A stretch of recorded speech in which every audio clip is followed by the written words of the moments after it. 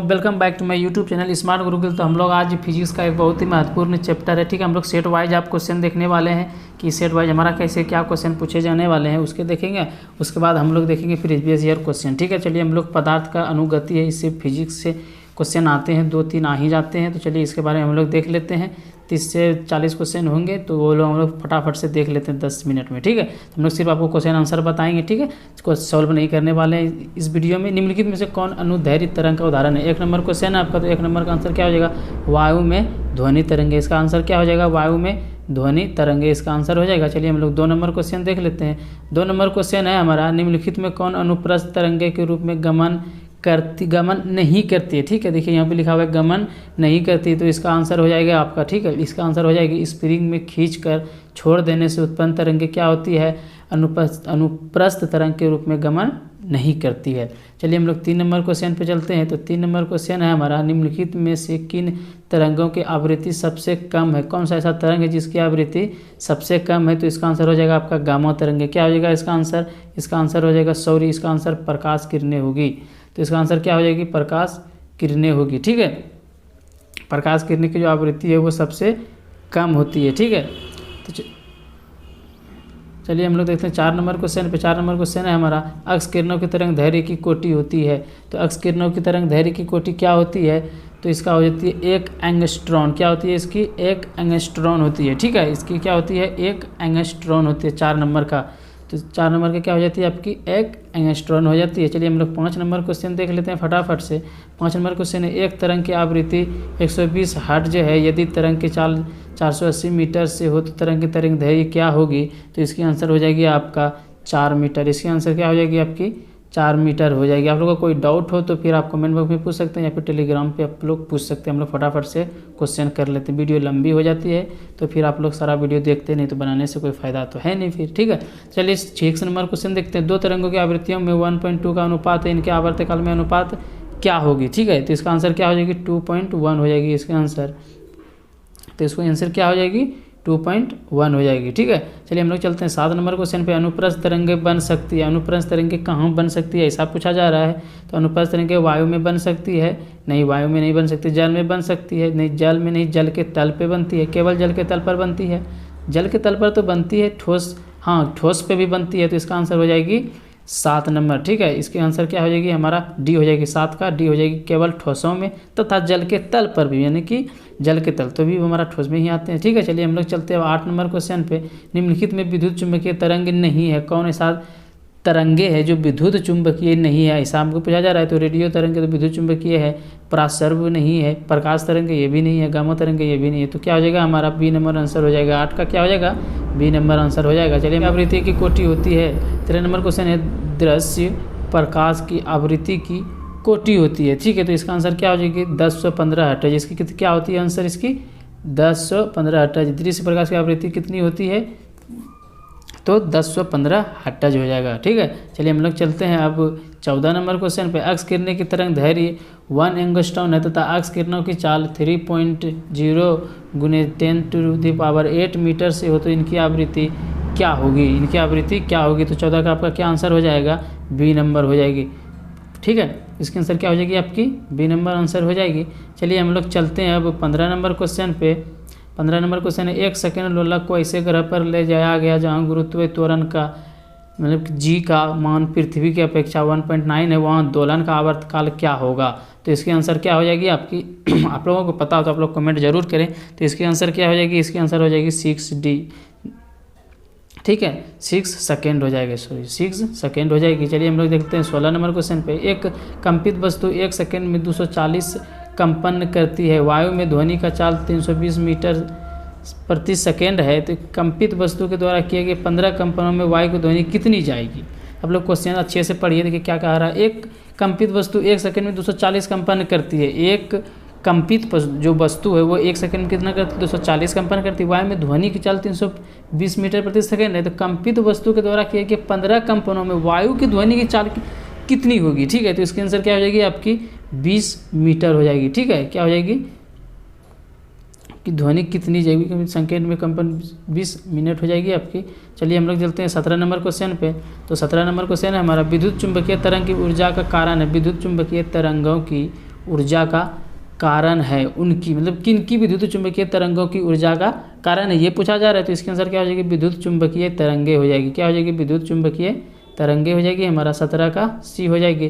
चलिए हम लोग देखते हैं 18 नंबर क्वेश्चन, निम्न में से किस तरंगे की तरंग दैर्घ्य अधिकतम है। ऐसा कौन सा तरंग दैर्घ्य है जिसकी, ऐसा कौन सी तरंग है जिसकी तरंग दैर्घ्य अधिकतम, यानी कि इन चारों में से सबसे अधिकतम तरंग दैर्घ्य किसकी है, ये ऐसा क्वेश्चन है हमारा।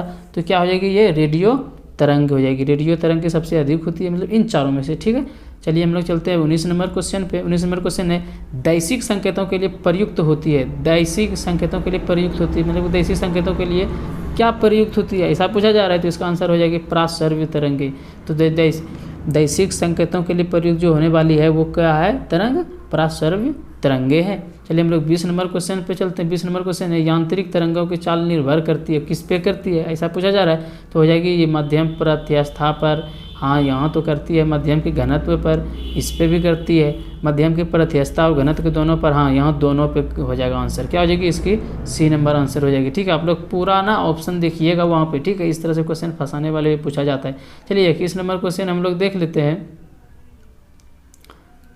22 नंबर क्वेश्चन हमारा, दोलन करती किसी वस्तु की आवृत्ति 5 प्रति सेकंड है। दोलन करती किसी वस्तु की आवृत्ति 5 प्रति सेकंड है, तो उसका आवर्तकाल क्या होगा, सिंपल सा क्वेश्चन है। तो इसका आंसर हो जाएगा आपको 0.2 सेकंड, ठीक है।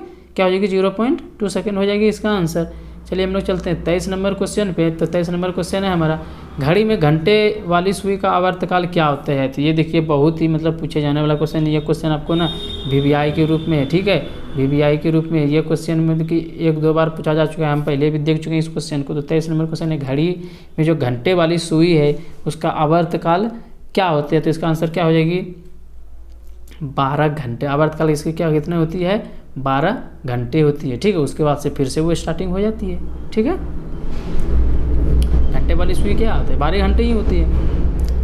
उसके बाद यहाँ पे देखिए और भी एक बात देख लीजिए, जैसे कि घंटे वाली सुई है तो 12 घंटे इसमें पूछा जा रहा है। उसके बाद मिनटों वाली होगी, सेकंड वाली होगी, तो उसके आप अलग अलग से उसको डील कर लीजिएगा, ठीक है। थोड़ा सा क्वेश्चन अच्छे से पढ़ लीजिएगा, ऐसे नहीं कि ये बताएं तो यही सेम टू सेम आएगा, कोई गारंटी नहीं। घड़ी की सुइया की गति होती है, घड़ी की सुइया की गति होती है मतलब घड़ी को सुइया जो उसकी जो गति होती है उसकी कैसी गति होती है, दोलन गति होती है, आवर्त गति होती है, सरल आवर्त गति है, इनमें से कोई गति नहीं होती। तो क्या हो जाएगी इसके आंसर, आवर्त गति होती है। क्या होती है, आवर्त गति होती है, ठीक है। चलिए हम लोग चलते हैं 25 नंबर क्वेश्चन पे चलते हैं। एक कण 20 सेकंड में 10 कंपन करता है, इसका आवर्तकाल कितना होगा। देखिए एक कण है वो 20 सेकंड में 10 कंपन करता है, ठीक है। तो इसका आवर्तकाल क्या हो जाएगा, इसका आवर्तकाल हो जाएगा 2 सेकंड, ठीक है। इसका आवर्त क्या हो जाएगा, कल क्या हो जाएगा, 2 सेकंड। चलिए हम लोग चलते हैं 26 नंबर क्वेश्चन में। 26 नंबर क्वेश्चन है, सरल आवर्त गति करते हुए एक कण का साम्य स्थिति में 4 सेमी दूरी पर त्वरण 16 सेंटीमीटर प्रति सेकेंड है, इसका आवर्तकाल क्या होगा। तो इसका आंसर हो जाएगा आपका 3.14 सेकेंड। इसका आंसर क्या हो जाएगा, 3.14 सेकेंड हो जाएगा, ठीक है। चलिए हम लोग चलते हैं 27 नंबर क्वेश्चन पे। सरल आवर्त गति में क्या स्थिर है, सरल आवर्त गति जो है उसमें स्थिर क्या, मतलब कौन ऐसा बल है या फिर कौन ऐसा ऊर्जा या फिर कौन ऐसा काल है जो स्थिर रहता है, ठीक है, ऐसा पूछा जा रहा है। तो इसका आंसर क्या हो जाएगा, हमारा आयाम हो जाएगा। इसका आंसर क्या हो जाएगा, ये आयाम है जो कि स्थिर रहता है। चलिए हम लोग चलते हैं 28 नंबर क्वेश्चन पे। सरल आवर्त किस भौतिक राशि के संरक्षण पर आधारित है। सरल आवर्त गति, सरल आवर्त गति है वो किस भौतिक राशि के संरक्षण पर आधारित है, ठीक है। 28 नंबर क्वेश्चन का आंसर क्या हो जाएगा, आवर्त काल हो जाएगा। क्या हो जाएगा इसका आंसर, आवर्त काल हो जाएगा। चलिए हम लोग चलते हैं 29 नंबर क्वेश्चन पे। तो 30 नंबर क्वेश्चन है हमारा, विस्थापन का मान बढ़ने से दोलन का आवर्त काल, विस्थापन का मान बढ़ने से दोलन का आवर्तकाल क्या हो जाएगा, घट जाएगा, बढ़ जाएगा या फिर समान रहेगा या फिर कुछ नहीं, मतलब कि ऐसा ही क्वेश्चन है हमारा, ठीक है। तो इसका देख लेते हैं। तो इसका क्या हो जाएगा, विस्थापन का मान बढ़ने से दोलन का आवर्तकाल बढ़ता है, ठीक है। हम लोग पढ़े भी है सब्जेक्टिव वाइज में, क्या होता है इसका दोलन का मान बढ़ता है, ठीक है। तो चलिए हम लोग चलते हैं 31 नंबर क्वेश्चन पे। 31 नंबर क्वेश्चन, त्वरण का मान बढ़ाने पर आवर्तकाल का मान क्या होगा। देखिए यहाँ पे क्या होता है, विस्थापन का मान बढ़ने से दोलन का मान बढ़ता है, ठीक है, दोलन का आवर्तकाल बढ़ता है। यहाँ क्या है, त्वरण का मान बढ़ाने पर आवर्तकाल का मान क्या होगा, ये आपको पता नहीं है। तो क्या हो जाएगा यहाँ पे, देखिए यहाँ पे हो जाएगी घट जाएगी, ठीक है। ये लोग देखिए कॉमन सेंस वाली क्वेश्चन है, यहाँ पे कंफ्यूज कर सकते हैं। त्वरण का मान बढ़ाने पर आवर्तकाल का मान घटेगा और या विस्थापन का मान बढ़ने से दोलन का आवर्तकाल क्या होगा, घटेगा, ठीक है। सरल आवर्त गति में किस कण का विस्थापन धीरे धीरे घटता जाता है, उसका आवर्तकाल क्या होगा, मतलब क्या होगा कि शून्य हो जाएगा, बढ़ जाएगा या फिर घट जाएगा, तो ऐसा पूछा जा रहा है। ठीक है, सरल आवर्त गति में किसी कण का विस्थापन धीरे धीरे घटता है। ठीक है, तो उसका क्या हो जाएगा, आवर्तकाल होगा, शून्य हो जाएगा, नहीं बदलेगा, बढ़ जाएगा या कम हो जाएगा, ऐसा पूछा जा रहा है। तो इसका आंसर क्या हो जाएगा, कम हो जाएगा। ठीक है, धीरे धीरे जब घटता है तो वो कम होगा ही, सिंपल सी बात है। ठीक है, तो क्या हो जाएगा, ये कम हो जाएगा। चलिए हम लोग चलते हैं 33 नंबर क्वेश्चन पे। 33 नंबर क्वेश्चन है, पृथ्वी पर एक सरल डॉलर का आवर्तकाल 2 सेकंड है। यदि एक सरल डॉलर को चंद्रमा पर ले जाए तो आवर्तकाल का मान क्या हो। चंद्रमा गुरुत्व त्वरण पृथ्वी का अपेक्षा 1.6 गुना होता है। ठीक है, जबकि चंद्रमा का गुरुत्व त्वरण पृथ्वी का अपेक्षा 1/6 गुना होता है। ठीक है, ये है क्वेश्चन हमारा। तो इसका आंसर क्या हो जाएगा हमारा, इसका आंसर हो जाएगा 4.09 सेकेंड। क्या हो जाएगा इसका आंसर, 4.09 सेकेंड हो जाएगी। चलिए 34 नंबर क्वेश्चन हम लोग देखते हैं। एक वस्तु प्रति सेकंड 55 कंपन करती है तथा ध्वनि का वेग 330 मीटर से है, तो तरंग दैर्घ्य क्या होगी। ठीक है, ये 34 नंबर क्वेश्चन है हमारा। तो इसका आंसर क्या हो जाएगा, 6 मीटर। इसका आंसर क्या हो जाएगा हमारा, 6 मीटर हो जाएगा। ठीक है, चलिए हम लोग चलते हैं 35 नंबर क्वेश्चन पे। 35 नंबर क्वेश्चन है, एक स्वरित्र की आवृत्ति 20 कंपन से है, स्वरित्र से उत्पन्न तरंग का आवर्तकाल क्या होगा। ठीक है, ये पूछा जा रहा है। तो इसका क्या हो जाएगा, 0.004 सेकेंड हो जाएगा इसका आंसर। ठीक है, 0.004 सेकेंड हो जाएगा। चलिए हम लोग चलते हैं 36 नंबर क्वेश्चन पे। 125 हर्ट्ज आवृत्ति की ध्वनि तरंग की लंबाई 2 मीटर है, 100 हर्ट्ज की ध्वनि तरंग की लंबाई मीटर में होगी, मतलब मीटर में होगी, क्या होगी, यही पूछ रही है। ठीक है, तो इसका आंसर क्या हो जाएगी हमारा, डी हो जाएगी 2.5। चलिए हम लोग चलते हैं 37 नंबर क्वेश्चन पे।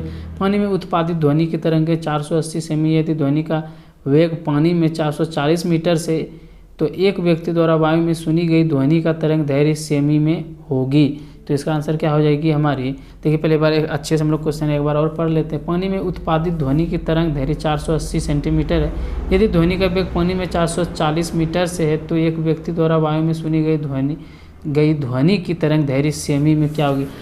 हम ना एक सीरीज लेके आएंगे। ठीक है, उसमें से 10 सीरीज रहेंगे, तो उसमें क्या होगा कि ये ना आपको जो न्यूमेरिकल पूछा जा रहा है ये बताया जाएगा। ठीक है, तो अभी ये फटाफट से हम लोग आंसर फिर बता देते हैं। आपको न्यूमेरिकल जैसा क्वेश्चन आते हैं वैसा पूछ देंगे। वैसे ऐसी न्यूमेरिकल तो नहीं आती, लेकिन न्यूमेरिकल जिस टाइप के आते हैं वो आपको हम 10 सेट में करके बता देंगे। ठीक है, तो इसका आंसर हो जाएगा हमारा 110। आप लोग फटाफट से सिर्फ अभी आंसर बता देते हैं। इसका क्या हो जाएगा आंसर, 110 हो जाएगा। चलिए 38 नंबर क्वेश्चन है, प्रतिध्वनि सुनाई देती है जब परावर्तक पृष्ठ का, प्रतिध्वनि कब सुनाई देती है। ठीक है, परावर्तक पृष्ठ का क्या होने पर प्रतिध्वनि सुनाई देती है, ऐसा पूछा जा रहा है। तो इसका हो जाएगा क्षेत्रफल अधिक होता है, तो क्या होता है, प्रतिध्वनि सुनाई देती है, मतलब जो हम इकोसिस्टम जिसको बोलते हैं। ठीक है, तो क्या होता है कि क्षेत्रफल अधिक होने पर, ठीक है, ऐसा होता है, मतलब कि बहुत लंबी जगह या खाली जगह पर जाते हैं तो फिर वहाँ इकोसिस्टम होती है, तो क्षेत्रफल अधिक होती है, तभी तो इकोसिस्टम आती है ना। तो हाँ, तो आज की क्वेश्चन यहीं समाप्त होती है। ठीक है, मिलते हैं आपके साथ अगले वीडियो में एंड अगले टॉपिक के साथ। तब तक के लिए धन्यवाद।